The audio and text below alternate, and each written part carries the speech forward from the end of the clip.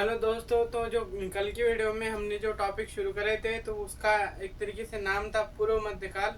और पूर्व मध्यकाल में हम जो हिस्से को पढ़ रहे थे वो था तुर्कों का आक्रमण।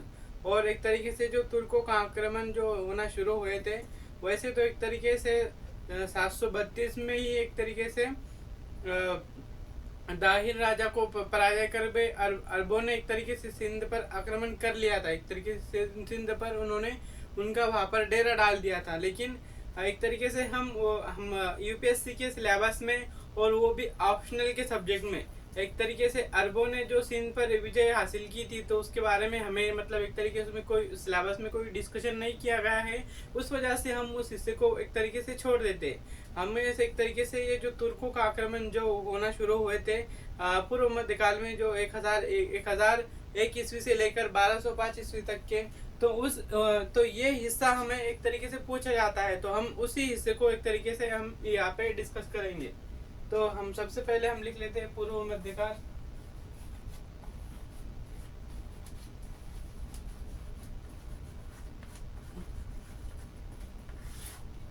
पूर्व मध्यकाल तुर्कों का आक्रमण।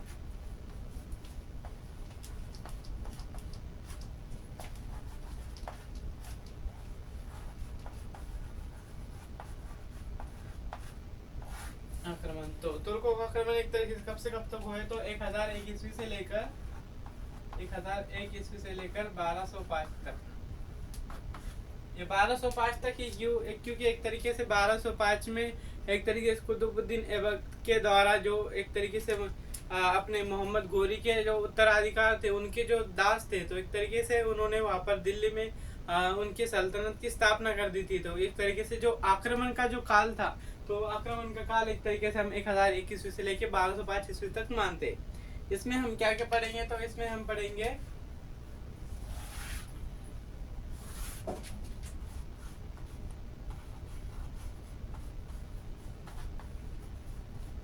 भूमिका, पढ़ेंगे भूमिका परिचय। ओके, फिर उसके बाद में आक्रमण के कारण परिस्थितियां,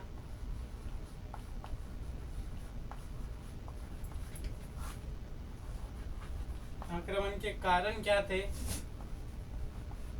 और परिस्थितियां क्या थी।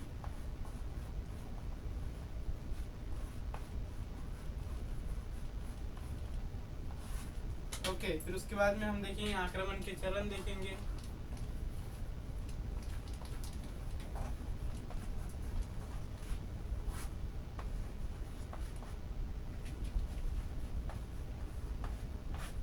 तो इसमें एक तरीके से आक्रमण के दो चरण माने जाते हैं। प्रथम चरण माना जाता है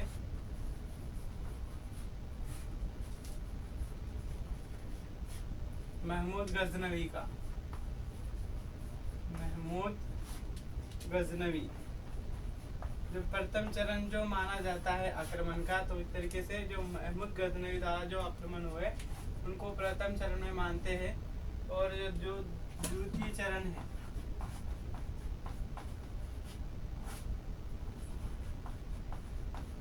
द्वितीय चरण में एक तरीके से मोहम्मद घोरी के आक्रमण को कंसीडर किया जाता है। ओके, तो एक तरीके से कल हमने भूमिका को डिस्कशन कर लिया था। आक्रमण के क्या कारण थे, क्या परिस्थितियां थी, उनको भी हमने डिस्कशन कर लिया था।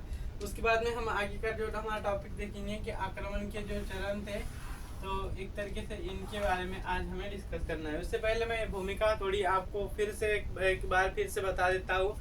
तो भारत पर जो तुर्कों के आक्रमण की घटना आकंकारी विलक्षण घटना थी। मतलब एक तरीके से भूमिका में एक तरीके से हमें ये देखना होता है कि पृष्ठभूमि में, बैकग्राउंड में क्या चीजें चल रही है।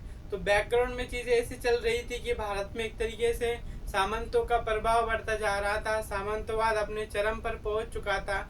और सामंतवाद अपने चरम पर पहुंचने के कारण जो केंद्रीय सत्ता थी, जो भी केंद्रीय सत्ता थी, वो एक तरीके से ना के बराबर रह गई थी। क्योंकि जो भी महाराजा अधिराज जो होते थे, उनके अंडर में महाराज होते थे, महाराज के अंडर में सामंत होते थे। तो एक तरीके से महाराज अधिराज एक तरीके से वो सिर्फ नाम की बस उपाधि के लिए बस रह गए थे। क्योंकि उनको एक तरीके से जो उनके अंडर में महाराज होते थे, तो अगर कुछ एक तरीके से किसी दूसरे हिस्से में, दूसरे इलाके में, दूसरे क्षेत्र में अगर आक्रमण करने जाना होता था, या फिर मान लीजिए कोई बाहरी शक्ति अगर उस महाराजा धीराज पर आक्रमण कर दे, तो उस महाराजा वो उस महाराजा धीराज को एक तरीके से अपनी सुरक्षा के लिए, ये जो उसके अंडर जो महाराज होते थे, तो उन महाराज को एक तरीके से उसको आश्रित रहना पड़ता था। अगर वो जो उनके अंडर महाराज होते थे, अगर वो सेना भेजते तो एक तरीके से उसकी सुरक्षा हो पाएंगी। लेकिन अगर वो सेना ना भेजे, या एक तरीके से सेना को थोड़ा लेट भेजे, तो एक तरीके से जो महाराज है उनकी पराजय होना एक तरीके से निश्चित ही थी। उसी का परिणाम ये जो था, एक तरीके से 1205 ईस्वी में जब एक तरीके से कुतुबुद्दीन ऐबक ने मोहम्मद घोरी ने एक तरीके से पृथ्वीराज चौहान को पराजित किया, तो वो एक तरीके से ये जो भी एक बातें चल रही थी, महाराजा धीराज ने एक तरीके से उनका साथ न देना, उनके जो भी मित्र थे, पड़ोसी राज्य थे, तो उन्होंने उनका एक तरीके से साथ नहीं दिया। उस वजह से वो एक तरीके मोहम्मद घोरी से तराइन की युद्ध में हार गए। उसी तरह से ये जो फिर जो आक्रमण की फिर तुर्कों के आक्रमण की घटना एक अंकारी विलक्षण घटना थी, जिसने कालांतर में भारतीय सभ्यता और संस्कृति को न केवल गहराई से प्रभावित किया, बल्कि मानव जीवन के विभिन्न पहलुओं के सकारात्मक निर्माण में महत्वपूर्ण भूमिका निभाई। यानी कि जब तक एक तरीके से अरबों का, तुर्कों का आक्रमण नहीं हुआ था, तब तक के भारत की पृष्ठभूमि में एक तरीके से इस्लाम जो सभ्यता है, इस्लाम जो सभ्यता, जो संस्कृति है, उससे एक तरीके से हम ये भारतीय एक तरीके से परिचित नहीं थे। एक तरीके से इस्लाम सभ्यता का ऐसा माना जाता है कि जो अरबों के आक्रमण से पहले और तुर्कों के आक्रमण से पहले भी एक तरीके से इस्लाम भारत में आ चुका था, लेकिन वो उतनी मात्रा में नहीं था। एक तरीके से तुर्कों ने जब जब एक तरीके से इस्लाम का प्रचार प्रसार करने का ठाना, तो उन्होंने दुनिया के कोने कोने में एक तरीके से इस्लाम को पहुंचाया। फिर तुर्क कौन थे? तो तुर्क शब्द की उत्पत्ति तुर्की से या तुर्की के पठार से हुई है। तुर्क एक भौगोलिक शब्द है। तो सबसे पहले तुर्क शब्द जो है तो एक तरीके से वो भौगोलिक शब्द है। और जो तुर्क लोगों की उत्पत्ति कहाँ से हुई? तो तुर्की के जो पठार है, तो तुर्की के पठार के जो रहने वाले निवासी थे, उन्हीं को एक तरीके से तुर्क कहा गया है। उदाहरण के लिए हम देखते हैं कि जैसे अरब के अरबी, बिहार के बिहारी, हरियाणा के हरियाणवी, कश्मीर के कश्मीरी, इसी प्रकार से तुर्की के पठार पर निवास करने वाले लोगों को तुर्क कहा गया है। ओके, ये कई कबीलों में बटे थे और आपस में लड़ते रहते थे। एक तरीके से ये जो तुर्क लोग थे वो कई कबीलों में बटे हुए थे और आपस में लड़ते रहते थे, साम्राज्य विस्तार के लिए, संसाधनों के लिए, विपरीत परिस्थितियों में जीवन जी रहे थे, जिसके कारण वो योद्धा बन गए थे। यानी कि एक तरीके से उन्हें अपना जीवन यापन करने के लिए बहुत मुसीबतों का, कठिनाइयों का सामना करना पड़ा। उसकी वजह से वो उनके अंदर एक तरीके से जो योद्धा लोगों के जो कैरेक्टर थे वो उनके अंदर आ गए धीरे धीरे। ऐसा माना जाता है कि शुरू में ये बौद्ध धर्मों को मानते थे, लेकिन बाद में इस्लाम धर्मों को अपना लिया। ऐसा माना जाता है जो तुर्क जो लोग थे तो वो पहले बौद्ध धर्म को मानने वाले थे, लेकिन उन्होंने एक तरीके से बाद में इस्लाम धर्म को स्वीकार कर लिया। तुर्कों के आक्रमण के कारण, जो तुर्कों के आक्रमण के कारण यहाँ पर नहीं लिखा हुआ है, हाँ ये आक्रमण के कारण, तो ये जो आक्रमण के कारण थे तो एक तरीके से इन्हें भी दो कैटेगरी में बांटा जाता है। धार्मिक कारण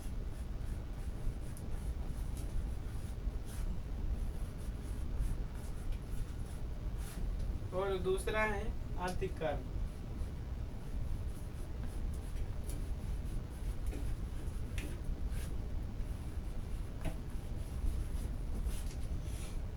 धार्मिक कारण में क्या था? तो एक तरीके से ये धार्मिक साम्राज्यवाद को बढ़ावा दे रहे थे। तुर्क लोग बहुत ही धार्मिक उत्साही थे, यानी कि एक तरीके से धार्मिक उत्साह से ओतप्रोत हो चुके थे। वे इस्लामिक विचारधारा के नए रहनुमा लीडर बन के उभरे, जिन्होंने इस्लाम का प्रचार प्रसार किया। ये बातें हमने कल भी डिस्कस कर ली थी। एक तरीके से रिवीजन हो जाए उसके पर्पज से हम एक बार फिर से दोहरा ले रहे हैं, जिससे हमारे जो कंसेप्ट है वो और अच्छे से क्लियर हो जाए। केंद्रीय नेता खलीफा सबसे बड़ा किंग होते थे, बड़े धर्मगुरु भी होते थे। यानी कि इस्लामिक दुनिया में एक तरीके से ऐसे माना जाता है कि एक तरीके से माना जाता है कि ये मान लीजिए अपनी जगह है ना, हाँ है जगह। मान लीजिए एक तरीके से ये रही हमारी इस्लामिक दुनिया, ये रही हमारी इस्लामिक दुनिया। तो इसमें जो केंद्रीय जो नेता थे तो ये यहाँ पर रहते थे खलीफा, यहाँ पर रहते थे खलीफा। ओके, यहाँ पर रहते थे खलीफा, और ये खलीफा ही एक तरीके से धर्मगुरु भी होते थे, धर्मगुरु भी होते थे, राइट। और ये मतलब ये अगर कि यहाँ पे कोई शासक है, यहाँ पे कोई शासक है, यहाँ पे कोई शासक है, और अगर ये इन एक तरीके से खलीफा से अनुमति ले लेता है और ये क्षेत्रों में, ये क्षेत्रों में, ये क्षेत्रों में, ये क्षेत्रों में धार्मिक प्रचार करना चाहता है तो एक तरीके से उसको अनुमति मिल जाती थी, अनुमति मिल जाती थी। ओके, अनुमति मिल जाती थी। एक तरीके से मान सकते हैं हम कि ये मतलब एक तरीके से खलीफा के नाम से ये जो भी लोग थे तो वो एक तरीके से अपना अपना धर्म, अपने अपने साम्राज्य का विस्तार करते थे।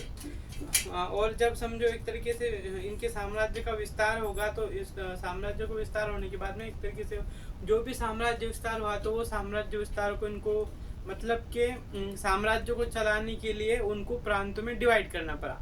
प्रेजेंट सिनेरियो में हम भी देखते हैं कि जैसा एक तरीके हमारा एक देश है, भारत देश हमारा, इंडिया जो देश हमारा कंट्री है, तो उस कंट्री को भी एक तरीके से चलाने के लिए उसको भी 28 राज्यों में और 8 केंद्र प्रेजेंट 8 से 9 केंद्र शासित प्रदेशों में एक तरीके से उनको डिवाइड किया गया है। और ये जो भी समझो राज्य है तो एक तरीके से उतने क्षेत्र के जो भी राज्य के प्रमुख होते हैं, मुख्यमंत्री जो भी होते हैं, इनके मंत्रिमंडल जो भी होता है वो एक तरीके से उसका वहाँ पर एक तरीके से वो उस क्षेत्र को एक तरीके से वहाँ पर अपना शासन चलाते वैसे भी मतलब एक तरीके से इनका जब साम्राज्य का विस्तार हुआ तो साम्राज्य का विस्तार होने के बाद में इनको भी इनके साम्राज्यों को प्रांतों में बांटना पड़ा। कोई भी उत्साही नेता जो साम्राज्य विस्तार करना चाहता है वो खलीफा की अनुमति से उसके प्रतिनिधियों के तौर पर साम्राज्य विस्तार करके वहाँ का प्रशासन देख सकता है। वही बात की एक तरीके से यहाँ पर कि कोई भी एक तरीके से राजा क्या करता है, अगर समझो ये राजा है और एक तरीके से एक खलीफा से अनुमति ले लेता है और उसके बाद में एक तरीके से ये इलाकों क्षेत्रों में एक तरीके से क्षेत्र विस्तार कर सकता है और वहाँ का प्रशासन वो देख सकता है। जैसे हम इस्लाम का प्रसार करेंगे वो खलीफा का प्रतिनिधि कहलाएगा, यानी कि एक तरीके से जो भी इस्लाम का प्रसार करेगा वो खलीफा का प्रतिनिधि कहलाएगा। खलीफा से अनुमति विभिन्न क्षेत्रों में इस्लामिक विचारधारा को फैलाने की अनुमति ले ली। उसी तरह से जिसके बाद में उन्हें सम्मान में वृद्धि हुई, उनके सम्मान में एक तरीके से क्या होता था, मतलब कि खलीफा से अनुमति मिलने के बाद में अगर कोई भी एक तरीके से जो भी सेना नायक होता था तो वो मतलब जितना साम्राज्य विस्तार करता था तो एक तरीके से उसकी वाहवाही होती थी और उसी वाहवाही के चक्कर में ये मतलब कि उसी वाहवाही के चक्कर में ये जो भी आक्रमण के जो चरण हुए अपने, तो ये मतलब कि ये महमूद गजनवी और ये जो मोहम्मद गोरी तो एक तरीके से ये वही धार्मिक उत्साह से और एक तरीके से योद्धा थे और वो योद्धा एक तरीके से इस्लाम का प्रचार करने के लिए भारत की भूमि की तरफ एक तरीके से दौड़े। इन्होंने एक तरीके से भारत की भूमि पर एक तरीके से आक्रमण किया। ओके, फिर उसके बाद में धार्मिक कारण केवल दिखावा मुख्य कारण का, और इसके मतलब कि ऐसा दिखाया जाता था कि एक तरीके से ये इनका जो धार्मिक कारण केवल दिखावा था, मतलब कि हम इस्लाम का प्रचार कर रहे हैं, हम इस्लामिक विचारधारा को सारी दुनिया में फैला रहे हैं, एक तरीके से हम इस्लाम को दुनिया के कोने कोने में फैलाएंगे। इस तरीके की जो बातें होती तो एक तरीके से ये जो बातें होती थी ये सिर्फ दिखावे के लिए होती थी, राइट। ये सब बातें सिर्फ दिखावे के लिए होती थी। इनका मुख्य जो कारक था, जो मेन कारण था, तो उनका एक तरीके से दूसरा कारण था। एक तरीके से ये वाली बात जो धार्मिक कारण मतलब कि हम जैसे कि हम इस्लाम का प्रचार कर रहे हैं, राइट। हम इस्लाम का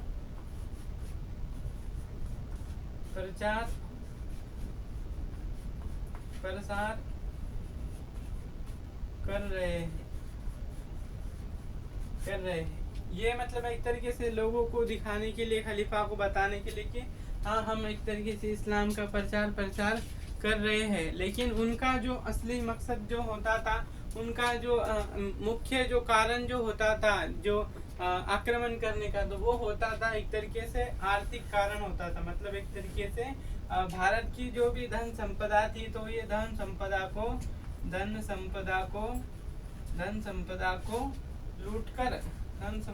लूट कर अपने क्षेत्रों में ले जाते थे।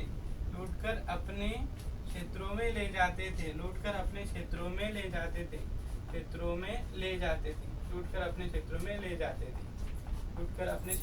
जाते थे। एक तरीके से ये क्या करते थे कि इनका जो मुख्य कारण जो होता था, तो वो आर्थिक कारण ही होता था। इसको हम प्रेजेंट सिनेरियो में भी देख रहे हैं कि मतलब कि एक तरीके से हमें भी अगर जो कोई भी देश हो, मान लीजिए कोई भी इंसान हो, कोई भी देश हो, कोई भी राज्य हो, किसी को आपको मतलब कि किसी को भी आप इस कैटेगरी में रख सकते हो कि अगर हाँ मतलब कि आर्थिक, जिसके पास पैसा है, जिसके पास में आर्थिक मतलब कि जो आर्थिक पैसों की पावर से ओतप्रोत है, वो कोई व्यक्ति हो या कोई देश हो, अगर उसके पास धन दौलत है, उसके पास बहुत सारा एक तरीके से पैसा है, तो तभी एक तरीके से वो सब पे नियंत्रण रखने की कोशिश करता है। ऐसा मान लीजिए कि हम हैं, अगर हमारे पास भी मतलब कि दो टाइम हमारे अगर खाने के मतलब एक तरीके से लाले पड़ गए हो, तो हम मतलब ये नहीं सोचेंगे कि हम दूसरों को कंट्रोल करें। हम उस टाइम यही सोचेंगे बस हाँ किसी तरह से बस हमारा पेट भर जाए। और जब हमारे पास बहुत बड़ी मात्रा में एक तरीके से सब मान लीजिए कि धन दौलत आ जाए, पैसा पानी आ जाए, तो उस टाइम में हम हो या कोई भी हो, एक तरीके से वो क्या करेगा कि सबको मतलब एक तरीके से नियंत्रित करने की कोशिश करेगा। तो ये मतलब वही बात है। ये जो मतलब एक तरीके से जो भी आक्रमण जो हो रहे, तो इसी मतलब कि आर्थिक संसाधनों के लिए आक्रमण हो रहे थे। तुर्की राज्य कठोर आर्थिक संकट था। मतलब तुर्की राज्य में क्या हुआ था, तो एक तरीके से उनके पास मतलब उनके पास एक तरीके से पैसे पानी की तंगी थी। कठोर आर्थिक संकट में से उनका मतलब क्षेत्र जो भी जूझ रहा था, जबकि भारतीय उपमहाद्वीप संपन्न समृद्ध देश था।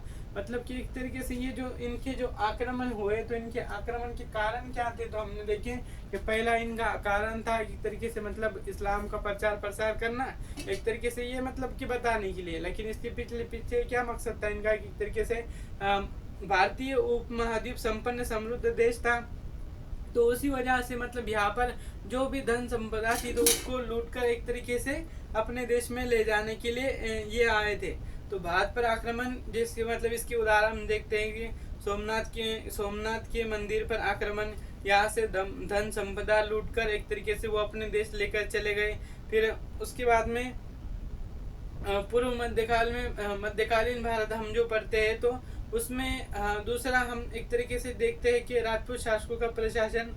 फिर मध्यकालीन भारत का इतिहास, पूर्व मध्यकाल 750 से लेकर 1205 ईस्वी तक के मध्यकाल एक तरीके से पढ़ते हैं हम। फिर राजपूत शासकों, तुर्कों का आक्रमण, सल्तनत काल, एक तरीके से फिर ऐसा है। इसको मिटाना पड़ेगा, है ना। ओके,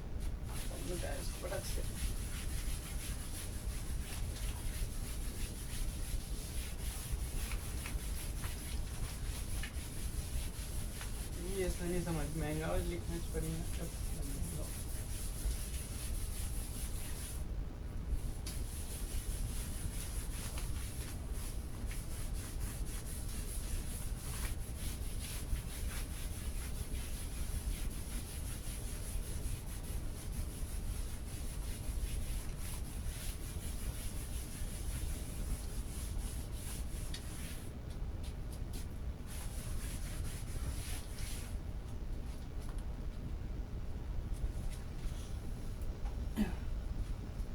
पूर्व मध्यकालीन भारत।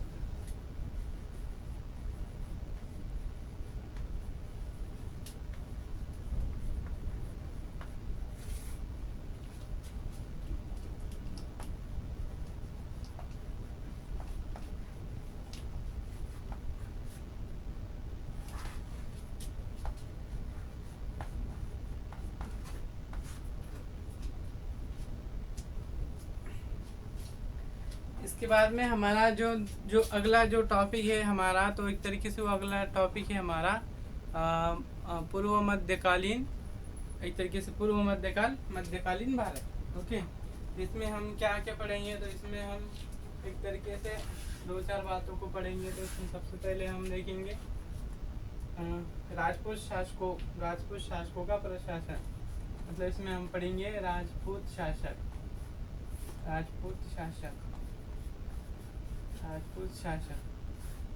दूसरा पढ़ेंगे हम उनका प्रशासन।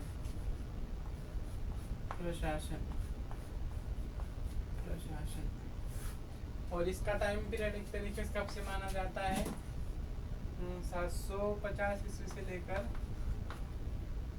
1205 ईस्वी, लगभग 1205 ईस्वी तक, 1205 ईस्वी तक। ओके, प्रशासन ये होगा। फिर मध्यकालीन भारत को पूर्व, फिर ये होगा मध्यकालीन भारत। फिर इसको हम मध्यकालीन भारत को एक तरीके से दो भागों में बांट देते हैं। और एक बांटते हैं हम पूर्व मध्यकाल,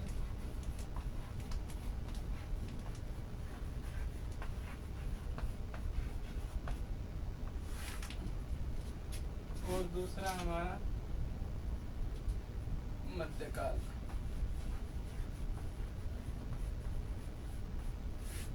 इसका टाइम पीरियड 1205 से लेकर 1707,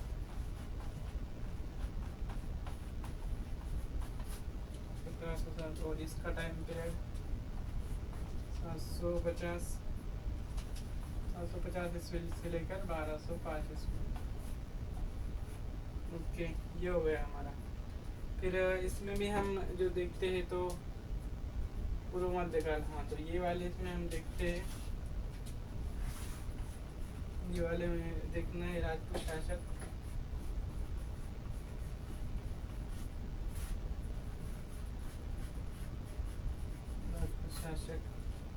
उनका प्रशासन,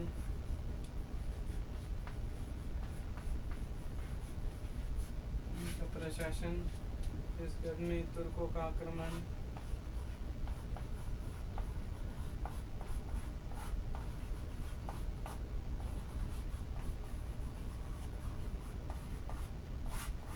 ओके। और इधर हम पढ़ना है दो विद्या हमारे, एक सल्तनत काल,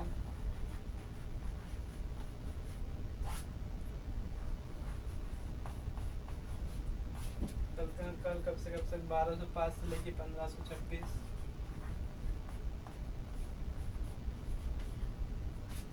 और दूसरा पढ़ना है मुगल काल,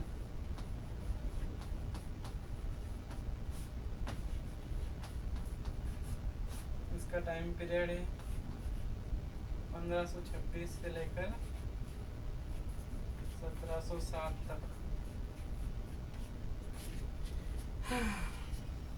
तो ये यहाँ पर आप देख सकते हैं, मैंने यहाँ पर ये जो स्ट्रक्चर बना के दे दिया है,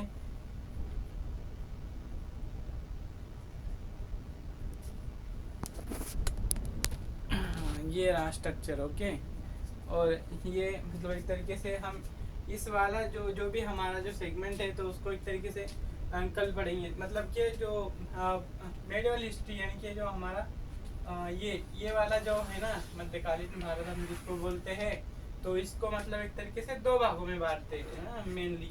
तो दो भागों में बांटते हैं कि पूर्व मध्यकाल है एक तरीके से, और दूसरा है मध्यकाल, राइट।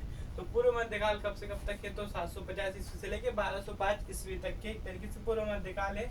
और 1205 ईस्वी से लेके 1707 तक एक तरीके से मध्यकालीन भारत है। ये वाला मतलब एक तरीके से मध्यकालीन, एक तरीके से ये वाला हिस्सा है, राइट। और पूर्व मध्यकाल में हम क्या पढ़ते हैं, एक तरीके से राजपूत शासक पढ़ते हैं, उनका प्रशासन किस तरीके से था उसके बारे में पढ़ते हैं। और एक तरीके से जो तुर्कों के आक्रमण जो हुए, उसमें एक तरीके से पहला जो है हमारा पहले मतलब कि महमूद गजनवी है, और दूसरा इसमें हमारा जो एक तरीके से जो सबसे बड़े किरदार में जो निकल कर आते हैं, तो वो है मोहम्मद गोरी।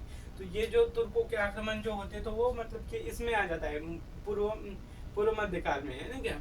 और इसमें मध्यकाल में क्या पढ़ना है, तो मध्यकाल में हमें एक तरीके से बेसिकली दो ही जो काल है उनको पढ़ना है। एक सल्तनत काल पढ़ना है, और दूसरा है तो एक तरीके से मुगल काल पढ़ना है। तो सल्तनत काल कब से कब तक हुए, तो सल्तनत काल 1205 ईस्वी से लेके 1526 तक। इसमें मतलब कि जो भी समझो एक तरीके से गुलाम वंश आता है, फिर गुलाम वंश के बाद में खिलजी वंश आता है, खिलजी वंश के बाद में तुगलक वंश आता है, सैयद वंश आता है, लोधी वंश आता है। तो ये जो 5 एक तरीके से वंश हमें जो पढ़ने होते हैं तो सल्तनत काल में पढ़ते हैं। और मुगल काल में एक तरीके से तो बेसिकली हमें एक तरीके से शेर शाह सूरी को छोड़ दिया जाए तो बाकी एक तरीके से मतलब कि हमें मुगल काल में सिर्फ मतलब कि एक वंश को ही पढ़ना पड़ता है, जिसमें मतलब कि पहले उसमें हो गए बाबर, हो गए फिर बाबर फिर अकबर, एक तरीके से हुमायूं, बेसिकली इनके बारे में हमें मतलब कि पढ़ना होता है। तो अभी इस बात को मतलब आज के जो लेक्चर है, आज का जो लेक्चर है हम इसको यहीं पे स्टॉप कर रहे हैं। अब ये मतलब एक तरीके से ये इसके आगे जो भी है तो इसके आगे की बात हम एक तरीके से कल करेंगे। तो तब तक के लिए थैंक यू सो मच।